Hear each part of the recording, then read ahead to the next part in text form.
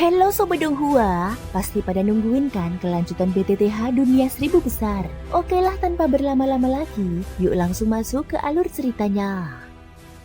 Di episode sebelumnya, rombongan Xiaoyan memasuki Pulau Cahaya Bulan dan menemukan bahwa pulau ini menyimpan warisan peri bulan serta rahasia api kehidupan dan kematian. Di hutan bambu ungu, Xiaoyan berhadapan dengan makhluk pertama dari 3 penjaga, yang ternyata adalah manusia kuat yang terperangkap ribuan tahun. Demi memecahkan masalah fatal dalam kultivasinya, Xiaoyan menerima kesepakatan berbahaya, menahan macan kaisar, monster puncak Dodi bintang 8 selama 1 menit. Saat pertarungan tak terelakkan dimulai, belenggu macan kaisar mulai retak, dan nasib Xiaoyan dipertaruhkan di hadapan kekuatan yang jauh melampaui levelnya. Lakukan sekarang. Begitu perintah itu keluar dari mulut Xiaoyan, lelaki tua langsung memahami bahwa ini adalah momen penentuan. Dia tidak lagi menimbang resiko. Dengan teriakan pendek sebagai penegas tekad, tubuhnya melesat maju tanpa ragu. Namun sebelum dia sempat bertindak lebih jauh, tawa dingin bergema. Macan kaisar menatapnya dengan tatapan meremehkan. Keempat belenggu yang sebelumnya menahan kaki depannya telah hancur. Bagi makhluk iblis sekelasnya, kebebasan anggota tubuh berarti kembalinya kekuatan penuh. Lelaki tua bergerak sangat cepat. Dalam sekejap dia telah berada di bawah kaki macan kaisar, berusaha memulihkan pengekangan dengan kekuatan hidupnya. Sayangnya reaksinya tetap terlambat. Suara retakan terdengar berturut-turut. Belenggu kekuatan hidup yang semula kokoh runtuh seperti es rapuh, hancur dan lenyap tanpa sisa. Saat itulah lelaki tua menyadari kesalahannya. Dia terlalu fokus pada tekanan pertempuran hingga luput menyadari bahwa macan kaisar masih menyimpan cadangan kekuatan. Secara murni, kekuatan macan kaisar sudah berada pada tingkat yang menakutkan. Sebagai makhluk iblis, tubuhnya memiliki keunggulan alami yang jauh melampaui manusia. Bahkan jika keduanya sama-sama berada di tingkat kaisar Dodi bintang 8, lelaki tua yang masih berada di tahap awal tidak memiliki keyakinan mutlak untuk menang. Raungan mengguncang udara. Kaki depan macan kaisar terangkat tinggi, membentuk bayangan raksasa yang menutupi tanah, lalu dihantamkan ke bawah dengan kekuatan penghancur. Serangan itu tidak menyisakan ruang untuk bertahan. Jika terkena, lelaki tua pembenci akan hancur seketika. Namun pada saat krusial, injakan tersebut justru menghantam kehampaan. Pada saat ini cahaya perak berkilat, ruang beriak sesaat, dan sosok lelaki tua menghilang tepat sebelum dihancurkan. Formasi teleportasi ruang telah aktif. Xiaoyan berdiri tenang di kejauhan. Dia telah membaca situasi sejak awal. Begitu lelaki tua gagal menahan macan kaisar dan berada dalam bahaya mutlak, dia langsung memindahkannya ke tempat aman. "Bagaimana keadaanmu?" tanya Xiaoyan. Lelaki tua menghela nafas singkat. Dia memang selamat, tetapi situasi jelas memburuk. Dengan keempat kaki macan kaisar telah bebas, tingkat ancaman melonjak tajam dan bahkan di luar kendalinya. Di saat itulah Xiaoyan mengambil alih komando. Dia menyatakan akan menangani situasi ini sendiri. Rencana yang dia jelaskan terdengar sederhana, namun penuh resiko. Jika gagal, mereka berdua tak akan punya kesempatan kedua. Namun Xiaoyan berbicara dengan keyakinan penuh. Selama macan kaisar belum mencapai kaisar Do bintang 9, dia masih punya cara. Bahkan jika tak bisa membunuhnya seketika, dia bisa menciptakan celah yang cukup. Macan kaisar tertawa liar. Kebebasan total membuatnya semakin brutal, dan dia sama sekali tidak menganggap Xiaoyan sebagai ancaman langsung. Saat itulah lelaki tua kembali bergerak. Dia muncul kembali di medan tempur dengan api aneh di tangannya. Api yang bukan miliknya sendiri, melainkan dipinjamkan oleh Xiaoyan. Api itu membentuk serangan cincin yang menghantam kaki depan macan kaisar. Namun hasilnya sesuai dugaan terburuk. Ledakan kekuatan hidup macan kaisar langsung menghapus serangan itu tanpa kesulitan berarti. Macan kaisar tertawa, mengira segalanya telah berakhir. Pada detik berikutnya, serangan tidak kasat mata menghantam langsung ke inti kesadarannya. Kemarahan Huang Guan. Serangan jiwa Xiaoyan meledak tanpa peringatan. Tidak ada bentuk, tidak ada suara benturan. Hanya rasa sakit yang langsung menembus jiwa. Macan kaisar menjerit. Pupil matanya berdarah. Pikirannya terguncang hebat. Kesadarannya jatuh ke dalam kondisi stagnan singkat. Cukup lama untuk menciptakan celah yang menentukan. Xiaoyan segera memanggil lelaki tua itu. Serangan jiwa semacam ini mengurasnya hingga batas ekstrim. Dia tak bisa mempertahankannya lama. Lelaki tua tidak menyia-nyiakan kesempatan. Kekuatan hidupnya meledak sepenuhnya, langsung menggerogoti tubuh macan kaisar dari dalam. Meski masih bergetar karena sisa perlawanan naluriah, macan kaisar sudah kehilangan kendali. Dengan teriakan penuh amarah dan kemenangan, lelaki tua membuka mulut besarnya. Dalam satu tarikan brutal, tubuh raksasa macan kaisar tersedot masuk sepenuhnya. Dentuman hebat mengguncang tanah, lalu perlahan mereda. Pertarungan pun berakhir. Xiaoyan akhirnya menghela nafas panjang. Strateginya berhasil. Pum pum pum. Di bawah hutan bambu ungu, Aura kehidupan lelaki tua meledak keluar dengan cahaya menyilaukan. Aura itu berubah menjadi pusaran rakus yang mengerikan, seolah ingin menelan macan kaisar yang untuk sesaat terhenti akibat tekanan jiwa. Sialan, bagaimana mungkin kau yang baru kaisar 2 bintang 6 memiliki kekuatan jiwa seteror ini? Itu mustahil. Pada saat ini macan kaisar meraung marah. Dia memang berhasil menenangkan diri. Namun serangan jiwa dari Xiaoyan barusan telah melukainya dengan parah. Luka jiwa semacam itu jauh lebih berbahaya dibanding luka fisik. Macan kaisar, semuanya sudah terlambat. Aku telah menunggu hari ini selama bertahun-tahun. Hari ini akhirnya keinginanku terpenuhi. Mati, ucap lelaki tua itu. Begitu kata terakhir terucap, kedua tangan lelaki tua membentuk segel teknik kuno yang berubah dengan cepat. Dalam sekejap, Xiaoyan bisa merasakan kilang dan bumi di sekitar mereka bergolak hebat, seolah dipaksa tunduk oleh teknik tersebut. Masuk ke dalam diriku. Lelaki tua mendengus dingin. Kehidupan yang luar biasa kuat langsung menyapu tubuh macan kaisar. Macan kaisar yang sudah terluka parah akibat serangan jiwa kini benar-benar tak berdaya. Di bawah erosi kehidupan yang aneh itu, tubuh putihnya mulai mencair perlahan, seperti es yang dilelehkan oleh api tak kasat mata. Jeritan kesakitan mengguncang ruang bawah tanah. Namun lelaki tua pembenci sama sekali tidak goyah. Segel tangannya terus berubah dan setiap perubahan membuat lebih banyak energi inti macan kaisar terserap ke dalam tubuhnya. Sekarang, aku hanya perlu menunggu. Gumam Xiaoyan perlahan. Xiaoyan memahami situasinya dengan jelas. Teknik lelaki tua adalah teknik pemasangan hidup, metode yang sangat berbahaya. Sedikit kesalahan saja bisa membuat tubuh penggunanya meledak akibat energi yang tak seimbang. Namun Xiaoyan juga memperhatikan sesuatu yang mencengangkan. Aura lelaki tua itu yang sebelumnya berada di tahap awal Kaisar 2 bintang 8, kini mulai menunjukkan tanda-tanda terobosan. Bahkan separuh wajahnya yang sebelumnya rusak tampak dipenuhi vitalitas yang aneh dan kuat. Teknik ini benar-benar gila, pikir Xiaoyan. Kemudian dia menatap lelaki tua dengan waspada. Jika kau berniat berkhianat setelah ini, jangan salahkan aku. Meski begitu dia tetap diam dan berjaga. Lelaki tua jelas menyadari tatapan itu. Namun dalam kondisi kritis seperti ini, dia tak punya pilihan selain melanjutkan tekniknya hingga akhir. Di luar hutan bambu ungu, tak lama kemudian di pintu masuk hutan, Mu Feng melihat Mo Yingying muncul bersama Ling Fuyao, yang sebelumnya sempat menghilang akibat kekuatan misterius. Namun satu sosok tidak terlihat. Mo Yingying, Mu Feng terkejut.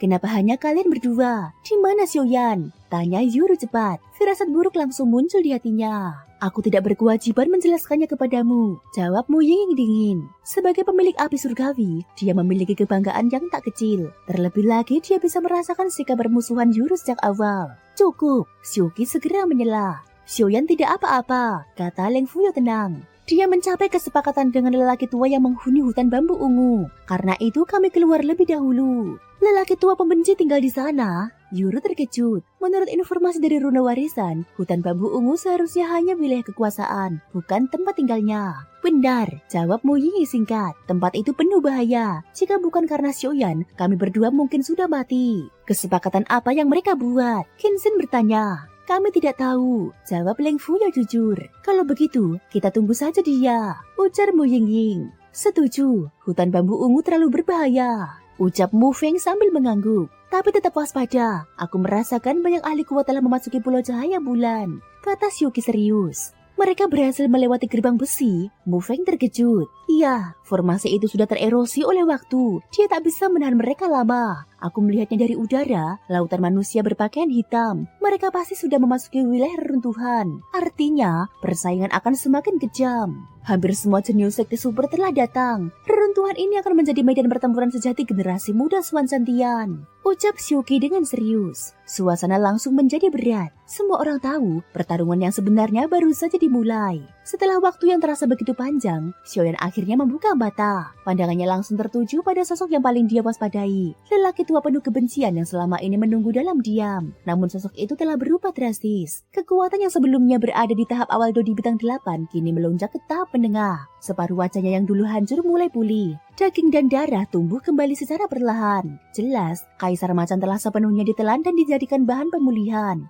Meski terkejut, Xiaoyan tetap tenang. Dia menyadari bahwa kekuatan lelaki tua itu memang meningkat, tetapi niat membunuhnya justru melemah. Setelah menimbang, lelaki tua itu memilih bersikap lunak. Kekuatan jiwa Xiaoyan sebagai alkemis kaisar tingkat 2 terlalu berharga untuk dijadikan musuh. Pada saat ini percakapan pun dimulai. Lelaki tua itu mengungkapkan inti masalah yang selama ini mengganjal Xiaoyan. Ketiadaan kekuatan hidup dalam tubuhnya meski telah mencapai Dodi bintang 6. Menurutnya, penyebab utama adalah satu hal. Xiaoyan belum melewati tribulasi hidup. Penjelasan itu langsung cocok dengan pengalaman Xiaoyan. Saat menembus batas dari Dodi bintang 5 ke 6, dia menelan api suci. Dan energi obat yang terlalu besar justru menekan kemunculan tribulasi. Bukan gagal, melainkan terhalang. Pengetahuan itu, kata lelaki tua, dia peroleh dari Pulau Guanghan, tempat di mana pavilion kitab suci mencatat kasus-kasus langka seperti ini. Tubuh Xiaoyan dinilai sebagai eksistensi yang sangat istimewa, bahkan di antara para ahli kuno. Solusinya terdengar sederhana namun berbahaya, memanggil kembali tribulasi Dodi bintang 6. Untuk itu, dibutuhkan sebuah tempat khusus, mata air dua kutub kehidupan dan kematian.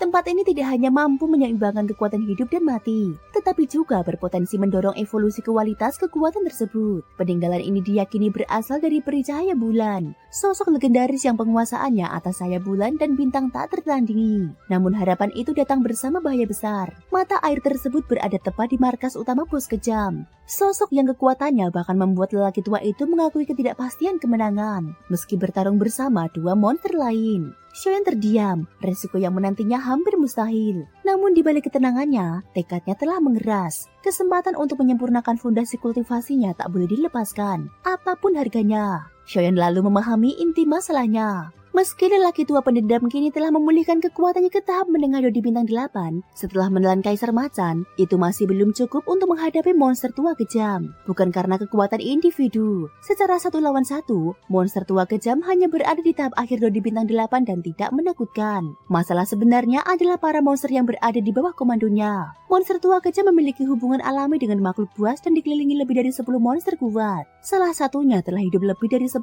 tahun. Keberadaan makhluk buas purba ini menjadi ancaman utama, bahkan lebih berbahaya daripada Kaisar Macan yang baru saja dikalahkan. Karena itulah mata air dua kutub kehidupan dan kematian terus dikuasai monster tua kejam, dan tak seorang pun berani merebutnya secara langsung. Setelah menjelaskan situasi, lelaki tua berniat pergi. Sebelum berpisah, dia memberi Shen sebuah benda bercahaya perak putih. Sebuah artefak kuno yang ia peroleh dengan mempertaruhkan nyawa. Benda itu diyakininya akan berguna untuk menaklukkan rodo misterius yang kini telah berpindah dari Pulau Kelinci Giok menuju Pulau Guanghan. Setelah lelaki tua itu pergi, Xiaoyan segera kembali ke permukaan untuk bergabung dengan rombongannya. Sementara itu, di luar hutan bambu ungu, Leng Fuyao mulai gelisah karena Xiaoyan tak kunjung muncul. Namun Qin Xin dan Mu Yingying menenangkannya, meyakini bahwa Xiaoyan mampu mengatasi situasi sendiri. Saat mereka menunggu, dua murid Sekte Ming muncul di kejauhan. Salah satunya adalah Su Guang, jenius muda Sekte Ming. Begitu melihat Mu Yingying dan yang lainnya, dia langsung tertarik dan memutuskan untuk mendekat, bukan untuk menyerang,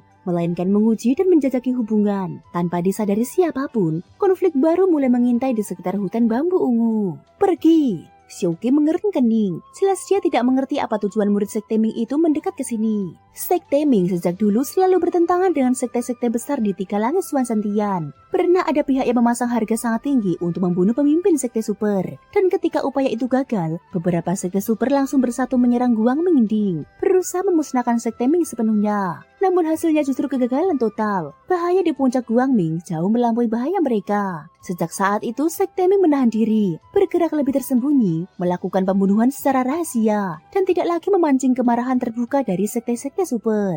Hei, Nona Xiaoqi, reruntuhan ini sangat berbahaya. Semakin banyak teman, semakin banyak jalan keluar, ujar Su Guang perlahan. Kalian terlihat sendirian. Mengapa tidak ikut denganku saja? Kita bisa saling menjaga. Tidak perlu, kembalilah, jawab Xiaoqi menolak tanpa ragu. Cara Sekte Ming terlalu aneh. Mereka adalah organisasi pembunuh yang bisa mengkhianati rekan sendiri demi keuntungan. Xiaoqi jelas tidak akan mempercayakan keselamatan timnya pada orang-orang seperti itu. Kau, pengikut Su Guang langsung berteriak marah. Hehehe, Su Guang mengangkat tangan, menghentikan pengikutnya. Dia tahu betul ini bukan wilayah Sekte Ming. Pengikutnya hanya Dodi bintang 6, sedangkan Xiaoqi adalah Dodi bintang 7. Jika benar-benar bertarung, yang rugi justru pihaknya. Kalian sedang apa di sini? Tanya Su Guang sambil melirik hutan bambu ungu di depan mereka. Xiaoqi langsung menyadari kekuatan Su Guang. Dodi bintang 7 tahap awal, namun ekspresinya tetap dingin dan tanpa rasa takut. Apa urusanmu? Tanya Shuki. Suguang tidak menjawab. Dia menatap hutan bambu ungu, merasakan aura berbahaya samar yang membuat alisnya berkerut. Mereka jelas orang pertama yang masuk ke reruntuhan, tapi justru berhenti di sini.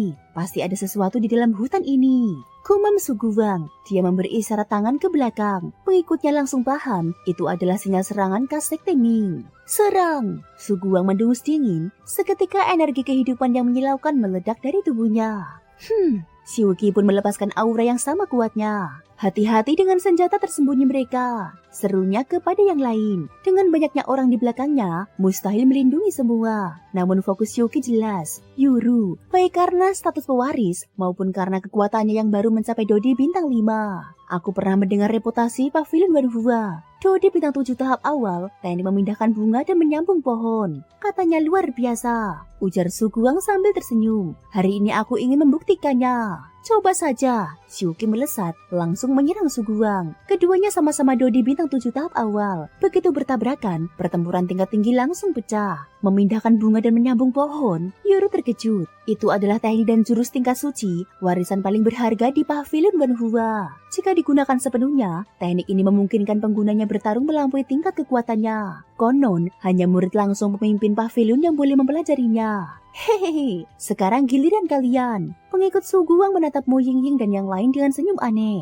Aku maju, kalian lindungi Yuru, kata Mu Yingying cepat pada Mu Feng dan Ling Fuyao. Qinxing langsung mengangguk. Dengan kekuatan di puncak Dodi bintang 6, serta Mu Yingying di tahap akhir bintang 6, mereka adalah pilihan terbaik untuk menghadapi lawan. Serang! Mu Yingying dan Qinxing menyerang bersamaan. Pengikut Suguang tersenyum dingin. Dua benda hitam misterius muncul di telapak tangannya, terbungkus cahaya gelap. Aura bahayanya setara dengan serangan Dodi bintang 7. Bintang langit gelap, matilah. Qinxing dan Mu Yingying terkejut. Serangan mereka sudah dilepaskan. Terlambat untuk bertahan. Jika senjata tersembunyi itu menembus, akibatnya bisa dibayangkan. Hahaha. Sungguh tega menyerang dua wanita. Tiba-tiba, nyala api indah menyala di udara. Sosok dengan penggarisuan berat muncul. Xiuyan, musnah. Dua api menyilaukan langsung membakar habis bintang langit gelap. Detik berikutnya, penggaris api abadi di tangan Xiuyan menghantam pengikut Suguang dengan kekuatan dahsyat.